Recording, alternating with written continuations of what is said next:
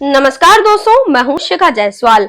उत्तर पूर्वी भारत का राज्य मणिपुर पिछले एक साल से ज्यादा समय से हिंसा की आग में झुलस रहा है।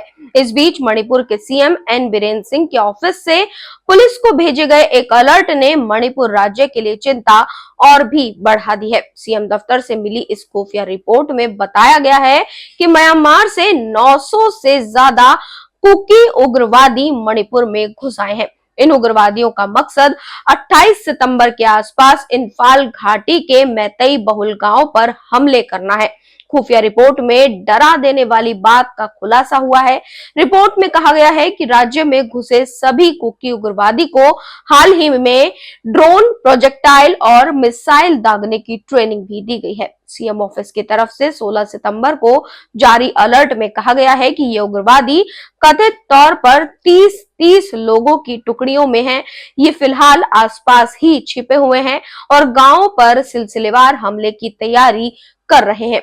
इस जानकारी के बाद से चुड़ा चांदपुर, टेंगनोपाल, उखरुल, कामजोंग और फैजावल जिले हाई अलर्ट पर हैं। बीजेपी के नेतृत्व वाली सरकार के सुरक्षा सलाहकार कुलदीप सिंह ने कहा कि जब तक ये खुफिया इनपुट गलत साबित नहीं हो जाता, हम मानते हैं कि ये 100% सही है और इसके लिए हम तैयार हैं। सुरक्षा सलाहकार ने कहा कि मणिपुर पुलिस और असम राइफल्स के डिस्ट्रिक्ट एंड बॉर्डर्स यूनिट ज्यादातर अलर्ट पर हैं। मणिपुर में 2023 के मध्य में जातीय हिंसा भड़कने के बाद से डिप्यूट किए गए पूर्व सीआरपीएफ महानिदेशक ने कहा कि अगर ये सच नहीं होता है तो या तो ये हुआ ही नहीं या हमारी कोशिशों ने इसे होने नहीं दिया।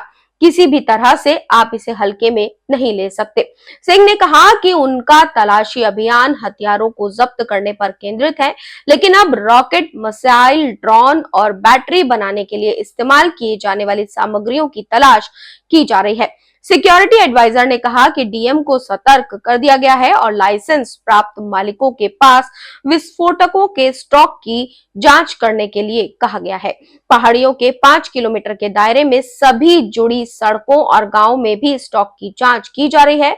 उन्होंने कहा कि संघर्ष शुरू होने के बाद से सुरक्षा बलों द्वारा जब्त किए गए 2681 हथियारों में से 1/3 पहाड़ियों और 2/3 घाटी में थे।